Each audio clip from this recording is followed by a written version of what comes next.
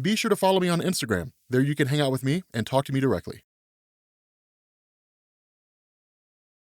Okay, so getting back into DC Comics, what I want to do here is I want to start Year of the Villain. Now, technically speaking, we already kind of started it when we covered Justice League, like the Apex Predator story, and I've spent a little while assembling and basically figuring out what the chronological and slash reading order for Year of the Villain is. So if you're interested, stay tuned to the channel. We're gonna just basically start releasing things in chronological order so we can kind of make it all make sense. But this one basically picks up with one of the one-shots. Now, the one-shots for Year of the Villain are designed to kind of focus on the characters. In reality, I'm not 100% sure in terms of what the significance is outside of kind of basically saying like this is an event that's going on in Year of the Villain and will basically perpetuate the plans of Lex Luthor, right? To kind of assemble this giant ensemble of a Legion of Doom of his own and then kind of go forward with his grand plan, which we'll see play out, as the event goes on. But this one basically deals with Sinestro. Now, Sinestro is by and large probably one of my favorite villains in the entirety of DC, right? Because he's not two-dimensional. And it's one of the things I always loved about Sinestro. Sinestro, especially when you get into Jeff Johns' run. Before that, it was kind of like, he's okay. But you get into Jeff Johns, like the Sinestro Corps War, and you get into like Blackest Night, Brightest Day, and basically all the stories that come after, Sinestro is probably one of the most intriguing villains out there because with Sinestro, he genuinely believes he's doing the right thing, right? I mean, those of you guys who are unfamiliar, the motivation behind Sinestro is the universe is chaotic, right? Like there's no real order there. There's no real structure. And if people do not want to implement their own order and structure, then it will be forced on them, right? And again, it's one of these arguments that kind of makes sense. If a lack of order and a lack of structure results in like the rise and fall of societies by their own self-destruction, then like of what good is freedom to them, right? Like freedom's useless to a dead man, especially a dead man that got himself killed along with a bunch of other people, right? So like if people don't want to be organized and structured, they'll be made to be organized and structured. And so again, it's one of these things where it's like preserving society is the most important thing. Even if people don't want to, they'd rather just destroy themselves, right? I mean, because that's kind of the byproduct of the argument that Sinestro makes and kind of a product of freedom is we have the right to destroy ourselves. Well, no, like you believe you do, but you don't get to make that call for everybody else. And so it's a cool little thing here because what this does is this basically picks up with Sinestro essentially being sent to a planet in the universe by Lex Luthor himself. And the reason why is because there's these beings that are out there that basically are traveling from like one planet to the next and like wiping them out or at least destroying them in order to basically stop the plan of Sinestro. Now, this really feels kind of akin to like the actions of the Builders from Jonathan Hickman's Avengers and New Avengers, but on a smaller scale. And that's why it's kind of crazy because what you end up having here is basically kind of like this god king of this planet that exists out there and then in turn like actually bails on his people. Like when his world is being raised, he just takes off on all those guys. Now, what we end up learning is this group, this jumping from one world to the next and destroying them, this group is called the Paragons. And so when Lex Luthor travels to this world and ends up facing off against them and fighting these guys, he ends up realizing they can instantly heal themselves, right? Like they can instantly return and basically, be restored. And so what he ends up doing is basically getting with some of the forces here, some of the forces that were kind of left behind, or at least have been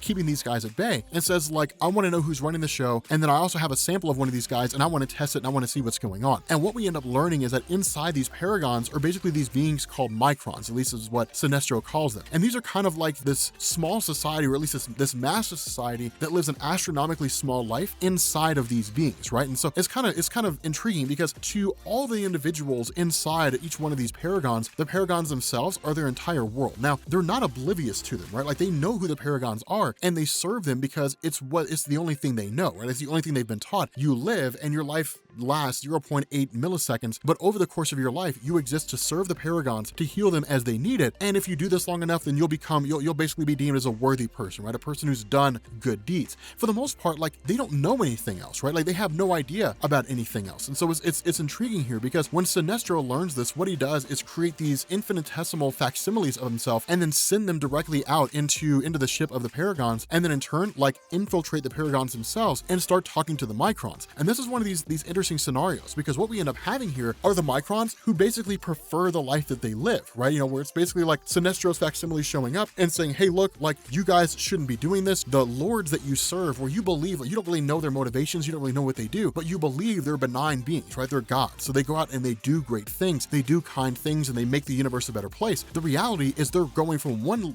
location to the next, raising worlds, right? I mean, they're not from that universe, they're not from the main DC universe, they're from another location, but still, they're traveling from one planet to the next, raising all these different worlds and destroying them. Like they're literally inflicting death and destruction on a universal scale. And so when they're basically told this by Sinestro, the response is, yeah, but like that's what we do though. Like we're here to fix them. Like if we keep doing what we're doing, then like eventually they'll praise us, right? Like if we keep doing this long enough, they'll praise us. And it's one of these cool things, because where Sinestro tries to show them and say, look, like you're not really doing things to make the universe a better place. Instead, their response is, it's just what we do, right? They don't know anything else. And so as Sinestro witnesses this, or at least as one of his facsimiles witnesses this, ultimately he ends up bailing on the guy, saying, hey, everything's going to be fine, leaving him behind to basically die. But with one of these guys, one of these microns, more or less, it kind of laments the fact that it spent its entire life working and never really got to know anybody around it. So it's kind of like an allegory, sort of a stand-in for like the modern day person, right? Like the modern day American. Like you're born into the world and then you go to school, you go to college, hoping that you'll be able to get a job when you get out. And then when you do, you grind away for 30 years, hoping that like your life will amount to the ability to retire, and then you die.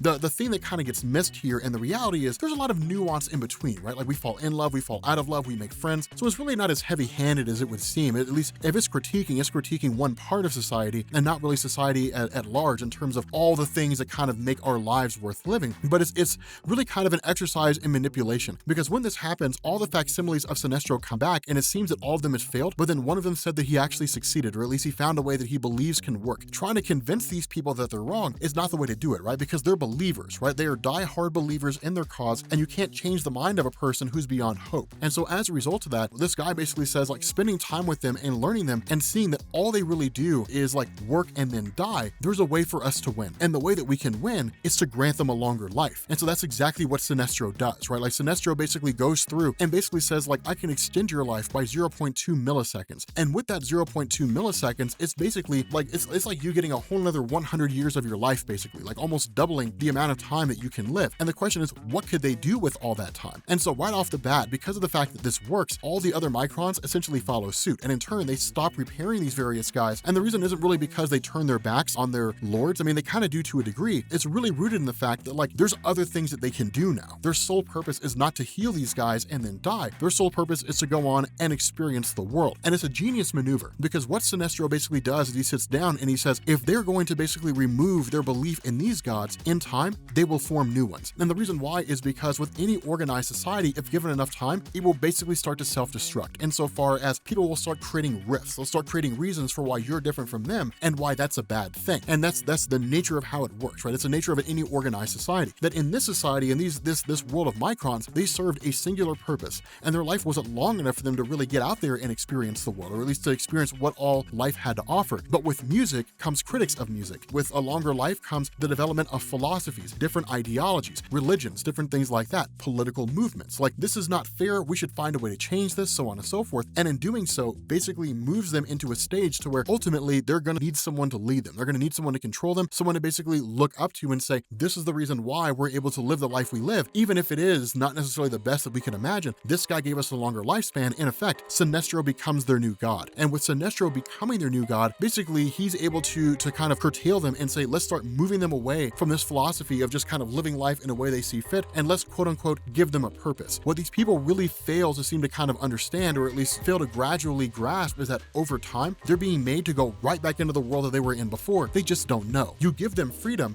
and then slowly creep them back into a landscape where they're working just as long as they ever were, but they don't see it that way. They see themselves as having freedom, but they really don't. It's just an illusion that's been given to them, and as long as they're allowed to continue believing in that illusion, everything will essentially be fine, right? So they're, in reality, while it is an illusion there, the ability to wake up from it is also there. They simply just choose not to. They just choose to believe in this lie they're being told and then move forward accordingly, right? So in that regard, it's a critique of society. But one of these paragons was basically left alive, right? Like, one of these paragons remains, and that's where what's left of this micron society essentially resides here. And as a result of that, this particular paragon is now a servant essentially to Sinestro. Sinestro basically tells this guy, so long as you serve me, these microns will continue healing you, but I'm their god now. And so if you decide not to do what I tell you to do, my facsimile inside your ring will tell them, everybody just kind of go back to what you were doing before. Don't worry about healing this guy. Don't worry about doing your jobs. Just go and enjoy and live your life. And all it's going to take is just a really good blast of energy, and this paragon's dead, right? So by virtue of his own self-preservation, it essentially just kind of continues on and basically becomes a servant or functions as a servant of Sinestro. Now, Lex Luthor looks at this and says, this is where Sinestro falters, because where Sinestro believes this guy will be a servant to him, the reality is that if this guy knows what's going on inside of his own body with regards to these microns, and this facsimile of Sinestro leading them, then all it's going to take is for him to eliminate that facsimile, return himself to being the leader of these microns, and then take that war to Sinestro. Now, in reality, Sinestro would probably be able to defeat him, assuming that he had other aides, but the fact remains that basically Sinestro's kind of got an ally on his side that seems to be working personally for him, a bodyguard, as it were, that he could use, if he wanted to almost face off against Lex Luthor and try to basically overtake his rule. Now, of course, whether or not that would happen would be contingent on whether or not Lex Luthor is willing to maintain the views of Sinestro insofar as allowing him to continue doing what he's doing, you know, with this promise of returning order to the universe and so on and so forth. That much we don't know, but it's a really cool story. And in reality, I think it highlights Sinestro at his best, right? An agent of like manipulation and cloak and dagger tactics, very smoke and mirror, very, you know, things like that, but really showcases his intelligence, his ability to manipulate people into achieving a particular goal. But with that being said, guys, we're going to bring this video to an end. If you are new here to Comics Explained, make sure you guys hit the sub button to become part of the Rob Corps. If you guys enjoyed this video, make sure you drop a like,